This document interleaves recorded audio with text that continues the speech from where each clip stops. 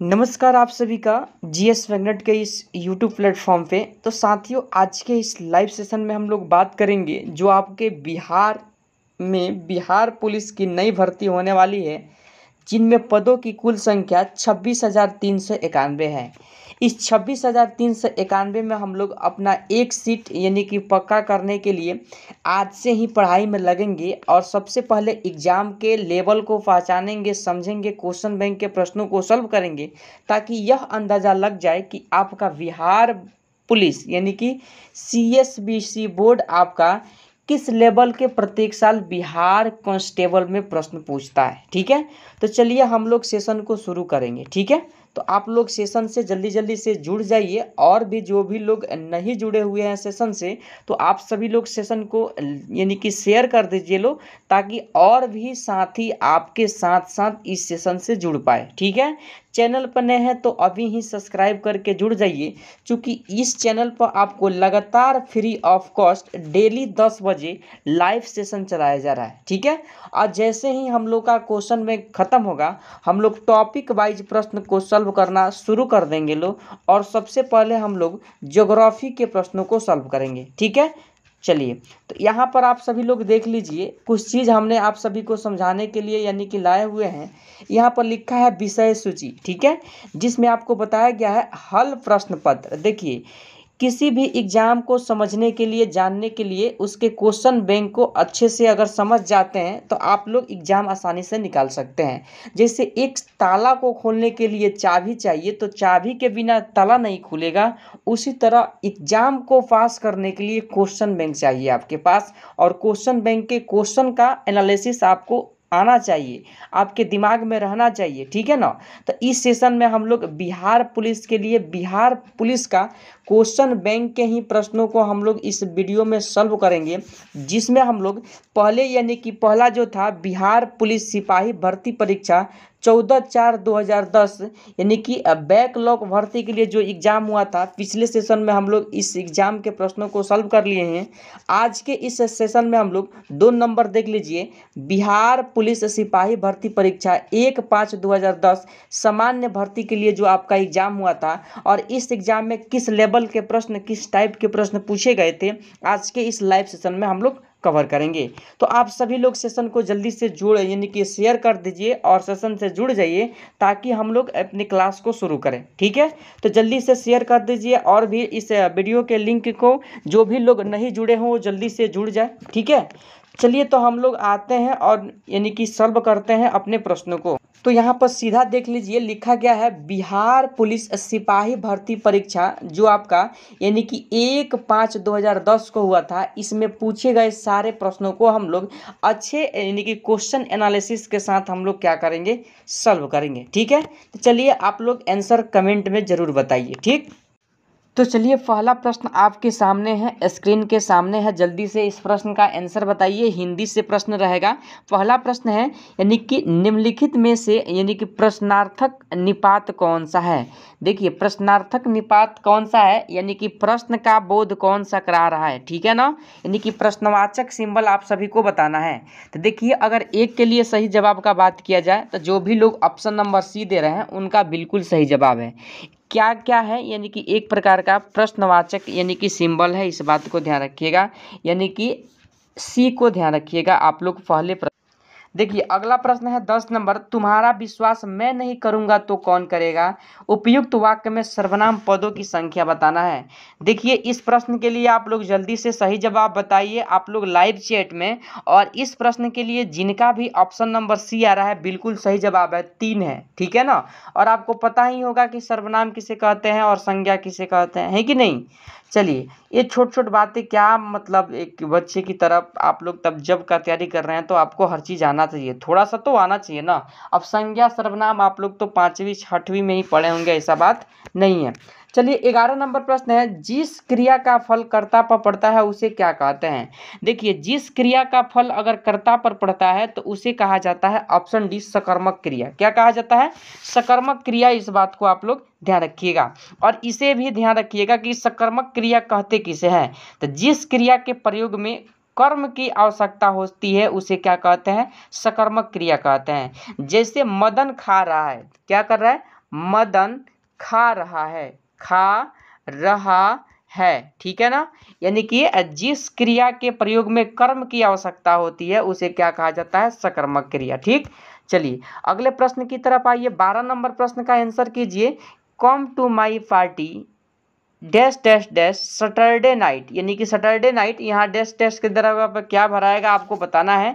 तो 12 के लिए जो आपका सही जवाब हो जाएगा, ध्यान रखिएगा, ऑप्शन नंबर जिनका भी बी आ रहा है बिल्कुल सही जवाब है ऑन, यानी कि come to my party on Saturday night, ठीक है ना, इस बात को ध्यान रखिएगा। तो जिनका भी ऑप्शन नंबर बी आ रहा है उनका सही जवाब है ऑन। ठीक, चलिए आगे बढ़ते हैं, अगले प्रश्न की तरफ चलते हैं। 13 नंबर प्रश्न को देख लीजिए। Choose the correct sentence. देखिए अच्छा सेंटेंस, शुद्ध सेंटेंस का चयन करना है आप सभी को, और इस प्रश्न के लिए जिनका भी ऑप्शन नंबर सी आ रहा है बिल्कुल क्या है, सही जवाब है। यानी कि the doctor has been living here since 2000 यानी कि 5, यानी कि डॉक्टर यहाँ कितने दिनों से रह रहे हैं, 2005 से रह रहे हैं, ठीक है ना। चलिए अगले प्रश्न की तरफ आ जाइए, यानी कि 14 number, pick out the right word. देखिए राइट वर्ड आप सभी को बताना है कि कौन सा हो जाएगा, तो जल्दी से बताइए आप लोग, 14 का सही जवाब क्या हो जाएगा। तो जिनका भी ऑप्शन नंबर डी आ रहा है बिल्कुल क्या है, सही जवाब है, यानी कि जिनका भी ऑप्शन नंबर डी आ रहा है बिल्कुल सही जवाब है 14 नंबर प्रश्न के लिए। ठीक है, चलिए 15 नंबर प्रश्न है। Choose the correct antonym of the honest. देखिए एंटोनियम से हमेशा प्रश्न पूछा जाता है, और इस प्रश्न के लिए जो आपका सही जवाब जिनका भी ऑप्शन सी आ रहा है बिल्कुल सही जवाब है डिसहॉनेस्ट हो जाएगा, ध्यान रखिएगा। ठीक, चलिए अब यहाँ से हम लोग सामाजिक अध्ययन के प्रश्नों को सॉल्व करेंगे, और पहला प्रश्न देखिए पूछा जा रहा है 1946 में उद्देश्य से संबंधित प्रस्ताव की रचना किसने किया था। तो ध्यान दीजिएगा, उद्देश्य से संबंधित प्रस्ताव की रचना जो किए थे ऑप्शन नंबर यानी कि डी को ध्यान रखिएगा, पंडित जवाहरलाल नेहरू ने। ठीक है, चलिए 17 नंबर प्रश्न है। पृथक निर्वाचन पद्धति की शुरुआत निम्न में से किसके द्वारा की गई। तो देखिए पृथक निर्वाचन पद्धति की शुरुआत जो हुआ था आप लोग ध्यान रखिएगा, यानी कि किसके तहत किया गया था। तो ऑप्शन नंबर सी जिनका भी आ रहा है, मार्ले मिंटो सुधार, आप लोग ध्यान रखिएगा, क्या मार्ले मिंटो सुधार, जो 1900 कब आया था, 9 में आया था, इस बात को ध्यान रखिएगा। ठीक है, चलिए अगला प्रश्न है 18 नंबर। देखिए यहाँ पर स्वतंत्रता या मृत्यु का नारा किसके द्वारा दिया गया। देखिए स्वतंत्रता या मृत्यु का नारा जो दिया गया था आप सभी को पता होना चाहिए, और इस प्रश्न के लिए जिनका भी ऑप्शन नंबर बी आ रहा है, अमेरिकी सेना, बिल्कुल आपका सही जवाब है। क्या है, बिल्कुल आपका सही जवाब है। 18 के लिए आपका ऑप्शन नंबर बी हो जाएगा सही जवाब। ठीक है, चलिए अगले प्रश्न की तरफ हम लोग बढ़ते हैं, और देखिए पूछा जा रहा है 19 नंबर प्रश्न। बोस्टन बंदरगाह पर 340 चाय के बॉक्सों को समुद्र में फेंका गया, इस घटना को किस नाम से जाना जाता है। तो देखिए इस घटना को बोस्टन टी पार्टी की घटना के नाम से जाना जाता है। जिनका भी ऑप्शन नंबर सी आ रहा है बिल्कुल आपका सही जवाब है, इस बात को आप लोग ध्यान रखिएगा। ठीक है ना, जितना भी प्रश्न आपको कराया जा रहा है बस आप लोग दिमाग में रखिए, और क्वेश्चन बैंक के यानी कि गहराई को समझिए और आप लोग आंसर कीजिए। ठीक है, अगर बात किया जाए बोस्टन टी की घटना कब हुआ था, तो 1773 में हुआ था। कब हुआ था, 1773, आप लोग ध्यान रखिएगा। ठीक है, चलिए अगला प्रश्न है 20 नंबर आप सभी का। जल्दी से पढ़िए प्रश्न को और आंसर कीजिए। अमेरिका, कनाडा, डेनमार्क, ब्रिटेन, पुर्तगाल, फ्रांस, बेल्जियम, हॉलैंड यानी कि लक्जमबर्ग, तुर्की और ग्रीक ने एक सैनिक संधि की जिसे किस नाम से जाना जाता है। देखिए यह जो सैनिक थी इसकी यानी कि नाटो आप लोग बोल सकते हैं। नाटो मतलब इसे क्या कहा गया, यानी कि जो भी सैनिक संगठन बना उसे क्या कहा गया, नाटो कहा गया। और इस नाटो की स्थापना जो हुआ था 1949 में हुआ था। कब हुआ, 1949 में। यहाँ पर पूछा जा रहा है यानी कि जिसे क्या कहा जाता है, तो देखिए नाटो कहा जाता है। जिनका भी ऑप्शन नंबर 20 के लिए यानी कि बी आ रहा है आप लोग बिल्कुल सही हैं, आपका जवाब बिल्कुल सही है। ठीक है, ध्यान रखिएगा, अभी बताया है नाटो की स्थापना 1949 में हुआ था। ठीक है ना, ध्यान रखिएगा। चलिए अगले प्रश्न के लिए 21 नंबर प्रश्न है आप सभी का। राष्ट्र संघ के अस्थायी सदस्य कौन थे? देखिए अस्थायी सदस्य बताना है। तो ध्यान रखिएगा, अगर बात किया जाए राष्ट्र संघ की स्थापना का, बहुत अच्छा टॉपिक है, प्रश्न पूछा जाता है, ध्यान रखिएगा। अगर बात किया जाए यहाँ पर देख लीजिए राष्ट्र संघ का, तो आपको ध्यान रखना होगा राष्ट्र संघ की स्थापना 24 अक्टूबर, ध्यान रखिएगा 24 अक्टूबर 1945 को हुआ था। कब हुआ था? 24 अक्टूबर 1945 को हुआ था। और इसका मुख्यालय अगर आप सभी लोगों से पूछा जाए मुख्यालय कहाँ है, तो आप लोग क्या बताइएगा? तो ध्यान दीजिएगा, यानी कि मैनहट्टन द्वीप पर न्यूयॉर्क में स्थित है। ठीक है ना, कहाँ स्थित है? न्यूयॉर्क में स्थित है। और ध्यान दीजिएगा यहाँ पर पूछा गया है यानी कि अस्थायी सदस्य, तो देखिए चीन, जापान नहीं था, ब्रिटेन था, रूस था। तो देखिए जापान यहाँ पर है, तो इसलिए ऑप्शन नंबर डी को आप लोग ध्यान रखिएगा। ठीक है ना। चलिए अगला प्रश्न है आप सभी का 22 नंबर, प्रथम विश्व युद्ध का मुख्य कारण था। देखिए प्रथम विश्व युद्ध का मुख्य कारण क्या था, आप सभी लोगों को बताना है। जल्दी से इस प्रश्न का जवाब कमेंट में आप सभी लोग यानी कि छाप दीजिए, जिससे हम लोग आगे बढ़ पाए। ठीक है।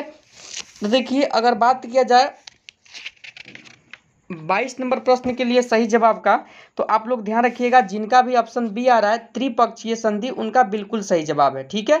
चलिए आगे बढ़ते हैं। 23 नंबर प्रश्न है, इतिहास से पाषाण युग में काटने के लिए सामान्यतः प्रयुक्त उपकरण को क्या कहा जाता था? तो ध्यान दीजिएगा गणासा कहा जाता था। क्या कहा जाता था? गणासा। जिनका भी ऑप्शन नंबर बी आ रहा है बिल्कुल उनका सही जवाब है। ठीक है। चलिए अगला प्रश्न है आपका यानी कि 24 नंबर, गुप्त काल के प्रसिद्ध गणितज्ञ थे। देखिए गुप्त काल के प्रसिद्ध गणितज्ञ का बात किया जाए तो आप सभी लोग ध्यान रखिएगा, ऑप्शन नंबर बी जिनका भी आ रहा है आर्यभट्ट, बिल्कुल आपका सही जवाब है। ठीक है। चलिए आगे बढ़ते हैं। अगला प्रश्न 25 नंबर, अलाई दरवाजा किसके शासनकाल में बना था? देखिए अलाई दरवाजा का अगर बात किया जाए तो आप लोग ध्यान रखिएगा अलाउद्दीन खिलजी के शासनकाल में बना था। और आप सभी को इसके साथ साथ ध्यान रखना है, जो आपका यानी कि अलाई दरवाजा है और जमैयत खाना मस्जिद है, सीरी का किला है तथा हजार का खंभा किसने बनवाया? तो आप लोग बताइएगा अलाउद्दीन खिलजी ने बताया है, बनवाया। इतना बात आप लोग ध्यान रखिएगा। 26 नंबर प्रश्न है, राजा राम मोहन राय के द्वारा चलाया गया सुधार आंदोलन क्या था? तो देखिए ब्रह्म समाज। क्या हो जाएगा? 26 के लिए ऑप्शन नंबर डी को आप लोग ध्यान रखिएगा, ब्रह्म समाज। ठीक है ना। चलिए कोई डाउट नहीं होगा, आगे बढ़ जाएं। चलिए अगले प्रश्न पे आ जाते हैं। 27 नंबर प्रश्न है, थियोसॉफिकल सोसाइटी की स्थापना किसके द्वारा की गई? तो देखिए इस सोसाइटी की स्थापना 1875, कब? 1875 में, यानी कि मैडम ब्लास्तवस्की एवं कर्नल अल्कर्ट ने किया था। किसने किया था? कर्नल अल्कर्ट ने किया था। यहाँ पर कर्नल अल्कर्ट का नाम नहीं है, केवल option number A madam Blavatsky का नाम है। आप लोग ध्यान रखिएगा। ठीक है, कोई डाउट नहीं होगा, आप लोगों को क्वेश्चन समझ में आ रहा होगा। तो हम लोग आगे बढ़ने का प्रयास करें। चलिए हम लोग आगे बढ़ते हैं। अगला प्रश्न है 28 नंबर, गदर पार्टी की स्थापना कहाँ हुई थी? तो देख लीजिए गदर पार्टी की अगर स्थापना का बात किया जाए तो 1900 कब हुआ था? 13 में हुआ था। कब हुआ था? 1913 में हुआ था गदर पार्टी की स्थापना। और इसका यानी कि लाला हरदयाल और काशीराम ने इस पार्टी की क्या किए थे? स्थापना किए थे। ठीक है ना। और इसकी स्थापना कनाडा और अमेरिका में प्रवासी भारतीयों यानी कि कनाडा और अमेरिका में किया गया था। तो यहाँ पर देख लीजिए दिया गया है ऑप्शन नंबर सी, कनाडा और यूएसए। आप लोग ध्यान रखिएगा। ठीक है। चलिए अगला प्रश्न है 29 नंबर, महात्मा गांधी ने भारतवर्ष में पहला सत्याग्रह कहाँ प्रारंभ किया? तो चंपारण। कब किया? 1917 में किया।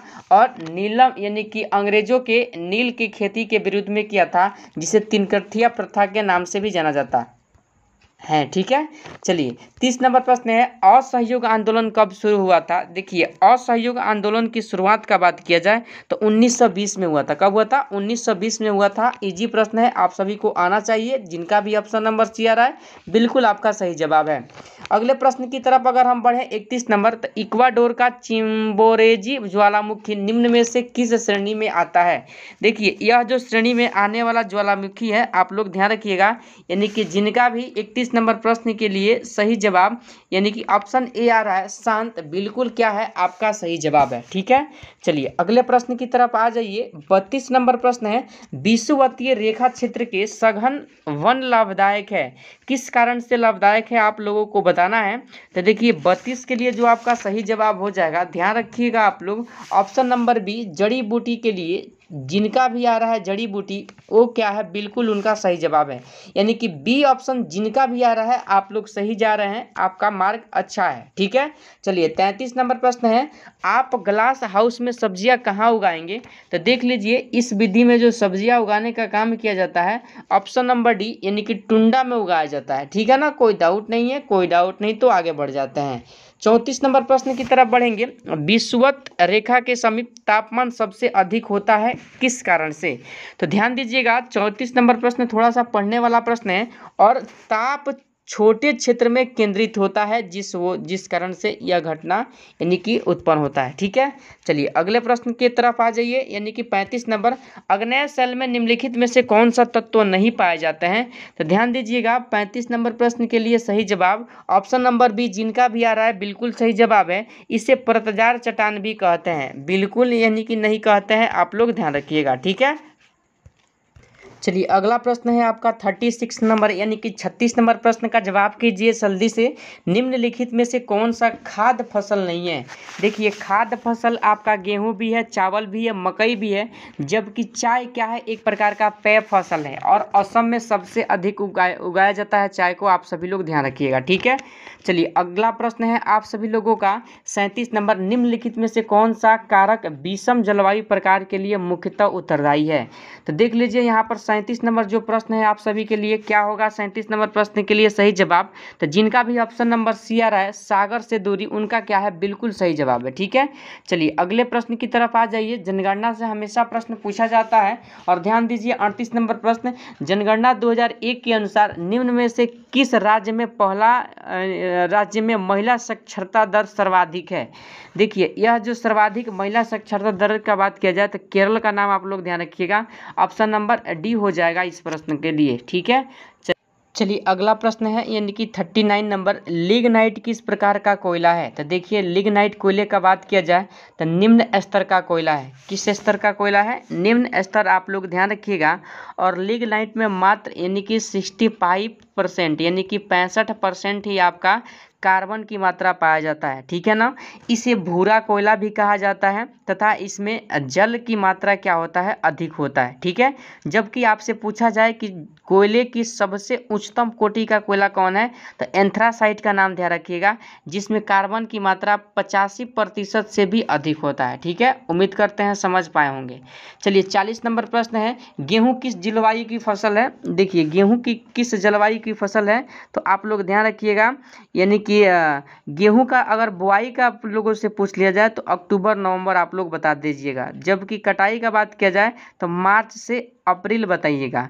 और गेहूं की खेती जो होता है समशीतोष्ण जलवायु में होता है। क्या होता है? समशीतोष्ण जलवायु। ऑप्शन नंबर डी आ रहा है जिनका भी 40 नंबर प्रश्न के लिए, उनका बिल्कुल सही जवाब है, घबराने की कोई ज़रूरत नहीं है। ठीक है, चलिए अगले प्रश्न की तरफ आ जाइए। 41 नंबर, इंडियन कॉपर कॉरपोरेशन कहाँ है? देखिए, इंडियन कॉपर कॉरपोरेशन जो है आप लोग ध्यान रखिएगा, घाटशिला में स्थित है। ठीक है ना, जो भारत में तांबा के लिए जाना जाता है, प्रथम स्थान है। ठीक है ना, ध्यान रखिएगा। और ये कहाँ स्थित है तो आप लोगों को बताना होगा, यानी कि मध्य प्रदेश। ठीक है, तो घाटशिला आप लोग ध्यान रखिएगा, ऑप्शन नंबर सी जिनका भी आ रहा है बिल्कुल सही जवाब है। 42 नंबर प्रश्न की तरफ बढ़ते हैं। निम्न में से कौन सा राज्य गेहूं के उत्पादन में प्रथम है? तो आप लोग उत्तर प्रदेश बता दीजिएगा, ऑप्शन नंबर ए हो जाएगा इस प्रश्न का सही जवाब। 43 नंबर प्रश्न है, वायुमंडल की वह परत जो पृथ्वी पर रेडियो प्रसारण के लिए उत्तरदायी है, तो उसे कौन से परत कहा जाता है? तो ध्यान रखिएगा, आयन मंडल। क्या कहा जाता है? आयन मंडल, आप लोग ध्यान रखिएगा। ठीक है, ऑप्शन नंबर यानी कि सी हो जाएगा आयन मंडल 43 के लिए। चलिए देख लीजिए अगला प्रश्न है 44 नंबर, स्टेलेक्टाइट स्थलाकृति का निर्माण होता है, किसके द्वारा होता है आप सभी को बताना है। तो जिनका भी 44 नंबर प्रश्न का सही जवाब देख लीजिए, यहाँ पर भूमिगत जल आ रहा है, बिल्कुल आपका सही जवाब है ऑप्शन नंबर बी। ठीक है, चलिए 45 नंबर प्रश्न है आप सभी का, दार्जिलिंग जिला किस राज्य का भाग है? वह है, तो देखिए दार्जिलिंग जिला जो हो जाएगा ऑप्शन नंबर सी यानी कि पश्चिम बंगाल का भाग है। ठीक है ना, चलिए अगला प्रश्न है 46 नंबर, विधान परिषद के सदस्य का कार्यकाल कितना होता है? तो 6 वर्ष क्या होता है, कितने वर्ष का होता है? 6 वर्ष, आप लोग ध्यान रखिएगा। ठीक है, चलिए और इसके सदस्य बनने के लिए न्यूनतम आयु अगर आपसे पूछ लिया जाए तो ध्यान रखिएगा 30 वर्ष होता है। कितने वर्ष होता है? 30 वर्ष। आप लोग ध्यान रखिएगा, पूछा जाता है प्रश्न। चलिए 47 नंबर प्रश्न है, नीति निर्देशक तत्व सरकार के मार्गदर्शन हेतु किसके द्वारा किए गए हैं? तो देख लीजिए, यह जो किए गए हैं आप लोगों को बताना है, तो ध्यान दीजिएगा। नीति निर्देशक सिद्धांत जो है भारतीय संविधान के अगर भाग पूछा जाए तो भाग 4 में इसका वर्णन है। ठीक है, 36 से लेकर 51 तक अनुच्छेद में भी इसका उल्लेख है, इस बात को ध्यान रखना है। और इसे आयरलैंड के संविधान से लिया गया है। कहाँ से लिया गया है?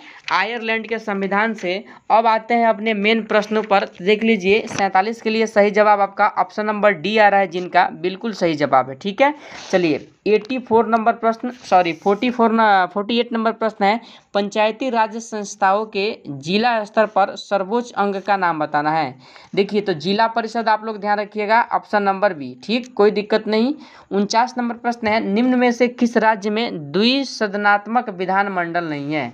देखिए ऑप्शन आप लोग देख लीजिए ताकि आपको आंसर करने में आसानी हो। चलिए तो आंसर पर ले चलते हैं, यानी कि ऑप्शन पर ले चलते हैं आप सभी को। तो 49 नंबर प्रश्न के लिए आपका सही जवाब ऑप्शन नंबर यानी कि सी आ जाएगा, केरल को आप लोग ध्यान रखिएगा।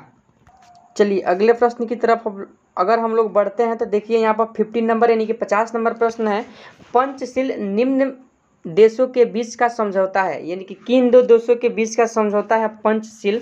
तो आपको ध्यान रखना होगा, यह समझौता 1900 यानी कि 54 में हुआ था, चीन के क्षेत्र तिब्बत और भारत के बीच। ठीक है ना, तो देखिए इसमें देख लीजिए आप लोगों को चीन और कहीं दिखाई दे रहा है भारत, ऑप्शन नंबर सी में है, बिल्कुल सही जवाब है। अगर आपका भी ऑप्शन सी आ रहा है तो आप बिल्कुल सही है। ठीक है, चलिए 51 नंबर प्रश्न है, संयुक्त राष्ट्र संघ में अमेरिका, ब्रिटेन, फ्रांस, सोवियत संघ और चीन अस्थायी सदस्य है, किसके हैं? तो देखिए सुरक्षा परिषद के अस्थायी सदस्य है, आप सभी लोग ध्यान रखिएगा। ठीक है, 52 नंबर प्रश्न है, भारत ने एक समझौते के तहत संयुक्त राष्ट्र को अपनी कौन सी सेना भेजने पर सहमति दी? देखिए 2010 के लिए आपका यह करंट अफेयर था, लेकिन यह प्रश्न आज भी पूछा जाता है। और 52 नंबर प्रश्न के लिए जो आपका सही जवाब हो जाएगा, क्या हो जाएगा?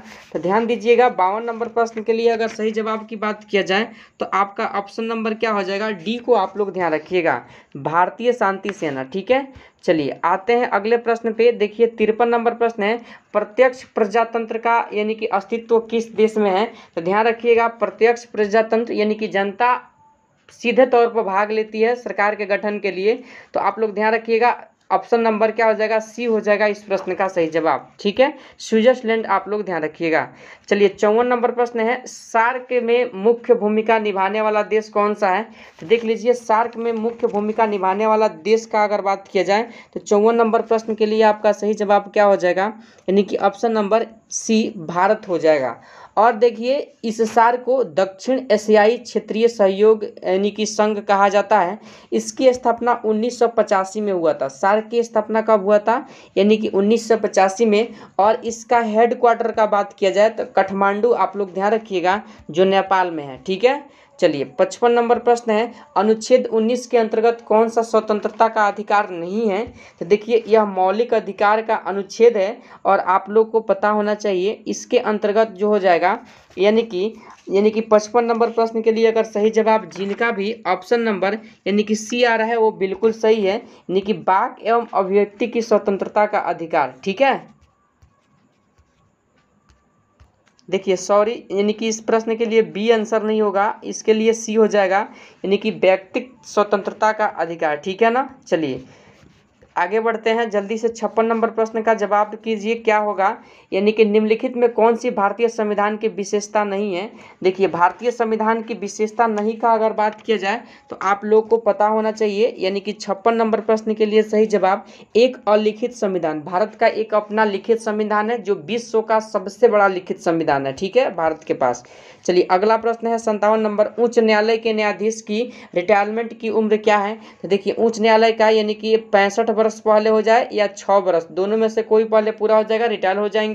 ऑप्शन नंबर बी देखिए 65 साल। ठीक है, चलिए अगला प्रश्न है 58 नंबर, राज्य का एक मूलभूत तत्व क्या है? तो देखिए राज्य का एक मूलभूत तत्व का बात किया जाए तो जिनका भी ऑप्शन नंबर डी आ रहा है संप्रभुता, उनका क्या है? बिल्कुल सही जवाब है। ठीक है, चलिए 59 नंबर प्रश्न है आपका, संयुक्त राष्ट्र यानी कि राष्ट्र अंतर्राष्ट्रीय बाल अपराध काल फंड का लघु रूप क्या है? देखिए, अगर 59 नंबर प्रश्न को सही से पढ़िएगा, ढंग से पढ़िएगा ना, तो इसे यूनिसेफ कहा जाता है। किसका अंग है? यानी कि लघु रूप है यानी कि यूनिसेफ। आप लोग ध्यान रखिएगा, ठीक है। चलिए आगे बढ़ जाते हैं। उम्मीद करते हैं 60 नंबर प्रश्न नहीं दिखाई दे रहा होगा आप लोगों को, लेकिन मैं पढ़ करके आपको समझा देता हूँ। किसी राज्य के राज्यपाल के संदर्भ में कौन सा कथन गलत है? गलत कथन का आप लोगों को चयन करना है कि कौन सा गलत कथन है। तो देख लीजिए, यहाँ पर कुछ ऑप्शन दिए गए हैं, आप लोगों को अच्छे से पढ़ के बताना है। और 60 के लिए जो सही जवाब हो जाएगा जल्दी से आप लोग बताने का प्रयास कीजिएगा। देखिए, गलत कथन के लिए आपको बोला गया है, तो राज्यपाल केंद्र सरकार द्वारा नामित होता है, जरूर राष्ट्रपति नियुक्त करते हैं। उसके बाद बी नंबर को देखिए, राज्यपाल का चुनाव संसद करती है, नहीं, ये नियुक्त होते हैं राष्ट्रपति के द्वारा, ठीक है। यही कथन असत्य है। ऑप्शन नंबर ए को आप लोग ध्यान रखिएगा। अगले प्रश्न, उम्मीद करते हैं आपको साफ नहीं दिख रहा होगा, तो आज के लिए क्षमा चाहेंगे, ठीक है ना। थोड़ा सा कुछ टेक्निकल प्रॉब्लम होने की वजह से अच्छे से पीडीएफ नहीं बन पाया है। पढ़ लीजिए प्रश्न को। तरंगे जो किसी धातु में संचारित होती है, यानी कि किस प्रकार की तरंग है वो? तो देखिए, 61 के लिए अगर बात किया जाए तो ध्यान रखिएगा, जो आपका सही जवाब हो जाएगा, जिनका भी ऑप्शन नंबर यानी कि सी आ रहा है, बिल्कुल आपका सही जवाब है। केवल अनुदैर्ध्य और केवल अनुप्रस्थ, केवल ये दोनों में यानी कि गमन कर सकती है, इसलिए ऑप्शन नंबर यानी कि सी को आप लोग ध्यान रखिएगा। चलिए 62 नंबर प्रश्न है, एक चाबी भरी घड़ी की कमानी में किस प्रकार की ऊर्जा होती है? तो स्थितिज ऊर्जा, ऑप्शन नंबर बी को आप लोग ध्यान रखिएगा, ठीक है। चलिए 63 नंबर प्रश्न है, 50 न्यूटन के एक बल का एक्स अक्ष पर घटक 30 न्यूटन है, इसका वाई अक्ष की दिशा में घटक कितना होगा? देखिए, थोड़ा सा लेंथी प्रश्न, न्यूमेरिकल टाइप के प्रश्न है और इस प्रश्न को सॉल्व करना जरूरी है। और आप लोग बताइए इस प्रश्न का सही जवाब क्या हो जाएगा।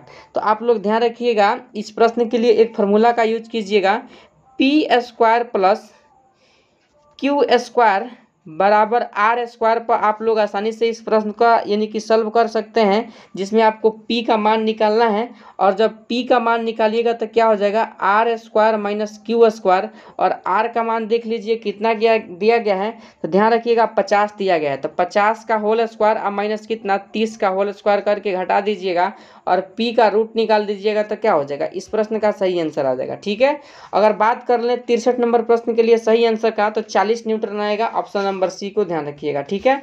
चलिए अगला प्रश्न है 64 नंबर आपका, यानी कि 0 डिग्री सेल्सियस पर 5 ग्राम बर्फ और 45 डिग्री सेल्सियस पर 20 ग्राम जल को मिश्रित किया जाता है, मिश्रण का तापमान क्या होगा?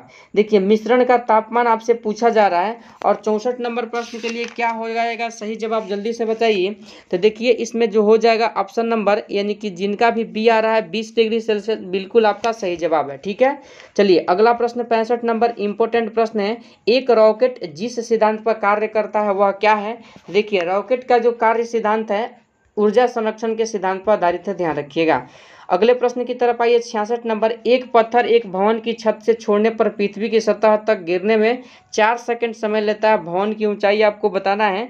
तो ध्यान दीजिएगा 66 नंबर प्रश्न के लिए आप लोग को पता होगा एस बराबर क्या होता है, यूटी प्लस 1/2 GT स्क्वायर। इस प्रश्न यानी कि इस फार्मूला पर लगाइए, आप लोग आंसर आ जाएगा। अगर बात कर ले 66 नंबर प्रश्न के लिए आंसर का, तो 78 पॉइंट कितना है, 4 आएगा। 78 पॉइंट कितना आएगा, 4। ऑप्शन नंबर डी को आप लोग ध्यान रखिएगा, ठीक है।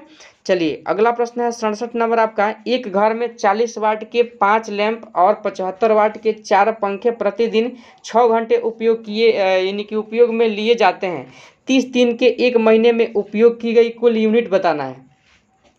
तो ध्यान दीजिए, कुल यूनिट के लिए आपको क्या करना होगा, यानी कि जो आपका सही जवाब कितना आएगा इस बात को पहले समझिए, 108 आएगा। ऑप्शन नंबर ए आएगा, ठीक है। ऑप्शन नंबर ए आएगा इस प्रश्न का सही जवाब, ठीक है, कोई डाउट नहीं। देखिए यहाँ पर देखिए फार्मूला, व्यय ऊर्जा बराबर क्या होता है, व्यय ऊर्जा बराबर अगर आप लोगों से पूछ लिया जाए तो ध्यान रखिएगा, यानी कि समर्थ गुणे क्या हो जाएगा, समय, समामर्थ गुणे क्या हो जाएगा, यानी कि आप लोग बता दीजिएगा समय हो जाएगा, क्या हो जाएगा, समय। इस बात को ध्यान रखिएगा, ठीक है। चलिए अगले प्रश्न की तरफ आ जाइए। 68 नंबर, एक तरंग 0.8 सेकेंड में 24 चक्र पूरा करती है, तरंग की आवृत्ति क्या होगा? तो 68 के लिए तरंग की आवृत्ति टी बराबर क्या हो जाएगा? 0.8 बटा कितना हो जाएगा? यानी कि 24 हो जाएगा। भाग कर दीजिए, आपका कितना आंसर निकल करके आएगा? यानी कि ऑप्शन नंबर यानी कि कितना आ जाएगा? ए आ जाएगा, 30 HZ आएगा। इस बात को ध्यान रखिएगा, ठीक है। क्षमा चाहते हैं, 69 नंबर प्रश्न साफ नहीं दिख रहा होगा आपको। प्रश्न को छोड़ करके आगे बढ़ते हैं। बता ही दिए हैं कि टेक्निकल प्रॉब्लम की वजह से कुछ प्रश्न को सॉल्व नहीं कर, यानी कि PDF अच्छा नहीं बन पाया है, ठीक है। इस प्रश्न को भी छोड़ते हैं। देखिए 71 नंबर प्रश्न पे आ जाते हैं। साफ थोड़ा सा दिखाई दे रहा है। घरेलू खाना पकाने की गैस यानी कि द्रवित पेट्रोलियम गैस में मुख्य रूप से होते हैं, क्या होता है आप सभी को बताना है। तो 71 नंबर प्रश्न के लिए जो आपका सही जवाब हो जाएगा, आपको ध्यान रखना है ऑप्शन नंबर क्या हो जाएगा, यानी कि 71 के लिए ध्यान रखिएगा ऑप्शन नंबर डी। जिनका भी डी आ रहा है, ब्यूटेन और आइसोब्यूटेन की द्रवित रूप होता है, ठीक है, कोई दिक्कत नहीं है। आगे बढ़ जाते हैं। चलिए 72 नंबर प्रश्न है, रदरफोर्ड के अल्फा कर्ण परिकीर्णन प्रयोग द्वारा किसकी खोज की गई?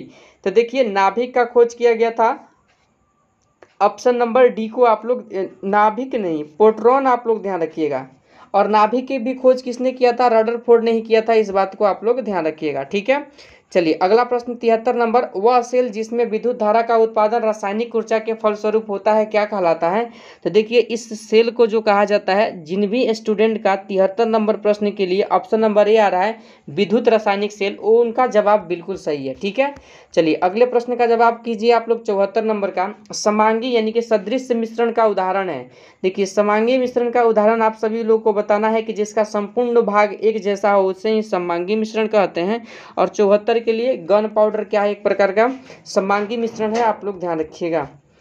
अगले प्रश्न की तरफ अगर हम लोग बढ़ेंगे तो 70 यानी कि 5 नंबर प्रश्न है, यानी कि 75 नंबर, एस्फेटिक रासायनिक दृष्टिकोण से क्या है? एस्फेटिक रासायनिक दृष्टिकोण से क्या है, तो आप लोग को बताना है। देखिए यह प्रश्न भी आपके एग्जाम में 2010 में पूछा गया था। और 75 नंबर प्रश्न के लिए जिनका भी ऑप्शन नंबर ए आ रहा है, बिल्कुल उनका सही जवाब है SiO2 आ रहा है आप लोगों का, तो आप लोग सही है, ठीक है। चलिए अगले प्रश्न पे आइए। 76 नंबर प्रश्न है, जब मैग्नीशियम और क्लोरीन के बीच अभिक्रिया होती है तब क्या होता है?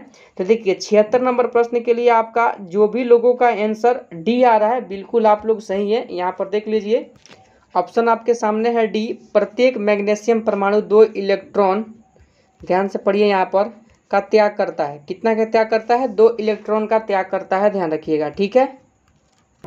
देखिए यहाँ पर एक चीज़ आप लोग ध्यान रखिएगा, जो अधातु होता है ना, अधातु यानी कि नॉन मेटल, वो इलेक्ट्रॉन को ग्रहण करता है, तो निगेटिव चार्ज उस पर होता है, ठीक है ना, यानी कि निगेटिव का सिंबल से दर्शाया जाता है। और धातु जो होते हैं आपके इलेक्ट्रॉन को त्याग करते हैं और धन आयन का निर्माण करते हैं, ठीक है। चलिए आइए अगले प्रश्न पे आप लोग। 77 नंबर प्रश्न है, वह तरल जो ऑक्सीकारक तथा अवकारक दोनों की तरह कार्य करता है क्या कहलाता है? तो देखिए 77 नंबर प्रश्न के लिए आपका ऑप्शन डी हो जाएगा, हाइड्रोजन पेरोक्साइड को ध्यान रखिएगा, ठीक है। चलिए 78 नंबर प्रश्न है, निम्नलिखित में से किस अणु में द्विबंधन होता है? देखिए द्विबंधन किस में होता है, तो आप लोग बता दीजिएगा, जल्दी से बताइए। जिनका भी ऑप्शन सी आ रहा है बिल्कुल सही जवाब है, ऑक्सीजन को आप लोग ध्यान रखिएगा, ठीक है। चलिए 79 नंबर प्रश्न है, दहन की क्रिया के लिए निम्नलिखित कौन शर्त आवश्यक है? देखिए दहन की क्रिया के लिए आवश्यक शर्त आपको बताना है। तो जिनका भी ऑप्शन नंबर सी आ रहा है, बिल्कुल आप लोगों का जवाब सही है, पदार्थ के ज्वलन ताप की प्राप्ति, ठीक है। चलिए 80 नंबर प्रश्न की तरफ बढ़ते हैं। और जो हाल ही में 689 पदों के लिए बिहार पुलिस मध्य निषेध का एग्जाम हुआ है, उसमें इस टाइप के प्रश्न पूछे गए थे। और देखिए बताइए आप सभी लोग, 80 नंबर प्रश्न के लिए जवाब क्या हो जाएगा? C614 तथा 7914 उदाहरण है। देखिए नीचे वाले संख्या को एटॉमिक नंबर, ऊपर वाले को क्या कहते हैं? एटॉमिक मास कहा जाता है, ठीक है। आपको बताना है क्या है, तो देखिए यहाँ पर 14 परमाणु संख्या बराबर है, लेकिन परमाणु क्रमांक अलग अलग है। तो जिन भी तत्वों का परमाणु क्रमांक अलग होता है और परमाणु द्रव्यमान 1 होता है तो संभारिक कहा जाता है। और परमाणु एटॉमिक नंबर समान और एटॉमिक मास अलग अलग होता है तो उसे क्या कहते हैं? समस्थानिक। तो क्या हो जाएगा? संभारिक हो जाएगा। ऑप्शन नंबर बी को आप लोग ध्यान रखिएगा। 81 नंबर प्रश्न है, प्रकाश संश्लेषण की दर अधिकतम होती है, तो आपको बहुत पहले ही बता चुके हैं, यानी कि लाल रंग के प्रकाश में होता है। ऑप्शन नंबर सी को आप लोग ध्यान रखिएगा। 82 नंबर प्रश्न है, एक पौधे पर दूसरा उगने वाला पौधा को क्या कहा जाता है? तो यह घटना बहुत अपने आप में रोमांचक घटना है और ऑप्शन नंबर डी एपीफाइट कहा जाता है। ठीक है, चलिए 83 नंबर प्रश्न है, एम्फीबियंस क्या है? एम्फीबियंस क्या है आपको बताना है। तो जिनका भी ऑप्शन नंबर डी आ रहा है उनका बिल्कुल सही जवाब है, जल और थल दोनों में समान रूप से रहते हैं। ठीक है, यानी कि एम्फीबियंस कहाँ रहते हैं? जल और थल दोनों, जल और थल दोनों में रहते हैं, इस बात को ध्यान रखिएगा। 84 नंबर प्रश्न है, निम्नलिखित में से कौन पौधे में उत्सर्जन का उपोत्पाद नहीं है? उपोत्पाद नहीं है आप लोग को बताना है, यानी कि प्रोडक्ट नहीं है। तो 84 के लिए जिनका भी ऑप्शन सी आ रहा है यूरिक एसिड, आप लोग बिल्कुल सही है, आपका जवाब बिल्कुल सही है। ठीक है, 85 नंबर प्रश्न है, निम्नलिखित में से कौन सी संरचना प्रोकैरियोटिक कोशिका में नहीं पाई जाती है? देखिए केंद्रक नहीं पाया जाता है, ऑप्शन नंबर सी को ध्यान रखिएगा। 85 के लिए ऑप्शन नंबर सी को ध्यान रखिएगा। ठीक, चलिए 86 नंबर प्रश्न है आप सभी का, फसलों पर डीडीटी के छिड़काव के प्रदूषित होता है, छिड़काव से, डीडीटी के छिड़काव से क्या प्रदूषित होता है आप सभी को बताना है। तो ध्यान रखिएगा ऑप्शन बी, वायु, मृदा और जल तीनों प्रदूषित होता है, इस बात को ध्यान रखिएगा। ठीक है, चलिए 87 नंबर प्रश्न है, यानी कि एफ्लाटॉक्सिन नामक विष उत्पन्न किया जाता है। देखिए एफ्लाटॉक्सिन नामक विष किसके द्वारा उत्पन्न किया जाता है? तो ध्यान रखिएगा ऑप्शन नंबर सी, फंगस के द्वारा। किसके द्वारा? फंगस, आप लोग ध्यान रखिएगा। ठीक, चलिए 88 नंबर प्रश्न है, मानव शरीर के किस अंग में रुधिर ऑक्सीजन युक्त होता है? रुधिर जो होता है ऑक्सीजन युक्त होता है, तो ऑप्शन नंबर बी, फेफड़ा, आप लोग ध्यान रखिएगा, फेफड़ा। ठीक है, चलिए 89 नंबर प्रश्न है, निम्नलिखित में कौन सुमेलित युग्म नहीं है? देखिए सुमेलित युग्म कौन सा नहीं है आप सभी लोगों को बताना है। तो ध्यान रखिएगा इस प्रश्न के लिए आपका सही जवाब जो आएगा ऑप्शन नंबर ए को ध्यान रखिएगा, साल्मोनेला का संबंध कुष्ठ से नहीं है। साल्मोनेला का संबंध किससे नहीं है? कुष्ठ से नहीं है, इस बात को आप लोग ध्यान रखिएगा। ठीक है, कोई डाउट नहीं होना चाहिए, उम्मीद भी करते हैं कि कोई डाउट आपको नहीं होगा। ठीक है, चलिए अगले प्रश्न पे आ जाइए, आपका 90 नंबर और आज के सेशन का लास्ट प्रश्न है। चूंकि मैथ के 10 प्रश्न हैं और मैथ के प्रश्न सॉल्व कराने लगेंगे तो आपका यानी कि वीडियो बहुत लंबा हो जाएगा। और देखिए मैथ के लिए टेंशन मत लीजिए, बहुत अच्छे तरीका से मैं आप सभी को मैथ भी बताने वाला हूँ। ठीक है, तो आप लोग मैथ के लिए बिल्कुल टेंशन मत लीजिए। और 90 नंबर प्रश्न के लिए जिनका भी सही जवाब आ रहा है, यानी कि आप लोग देख लीजिए, जिनका भी ऑप्शन नंबर 90 के लिए क्या हो जाएगा, ऑप्शन नंबर जिनका भी बी आ रहा है उनका बिल्कुल सही जवाब है, यानी कि मियोसिस फर्स्ट अर्धसूत्री विभाजन है। क्या है? मियोसिस फर्स्ट अर्धसूत्री विभाजन है। जिनका भी ऑप्शन नंबर बी आ रहा है बिल्कुल आपका सही जवाब है। जैसा कि आज के इस लाइव सेशन में हम लोगों ने यानी कि 90 प्रश्नों को कवर किया है। और यह प्रश्न आपके बिहार पुलिस 2010 में जो वैकेंसी आई हुई थी उसमें जो प्रश्न पूछे गए थे वही प्रश्न आपको प्रीवियस ईयर के रूप में मैंने आपको बताया है, समझाया है। आप लोग प्रश्न को देख करके यह अंदाजा लगा लीजिए कि CSBC आपसे प्रत्येक साल किस लेवल के प्रश्न पूछ रहा है। ठीक है, और इसी लेवल से हम लोग आगे भी तैयारी करेंगे। तो चलिए सेशन को समाप्त करते हैं। सेशन समाप्त करने से पहले अगर आप चैनल पर नए हैं तो चैनल को सब्सक्राइब करके बेल वाले बटन को दबा दीजिए, ताकि कोई भी वीडियो या सेशन लाया जाए तो आप लोगों को नोटिफिकेशन यूट्यूब आपको तुरंत दे। ठीक है, प्रश्न को लेकर कोई डाउट है तो कमेंट में जरूर बताइए। चैनल पर नए हैं तो सब्सक्राइब जरूर कर लीजिए, लाइक करना मत भूलिएगा। ठीक है, तो चलिए मिलते हैं फिर अगले सेशन के तहत। तब तक के लिए जय हिंद, जय भारत।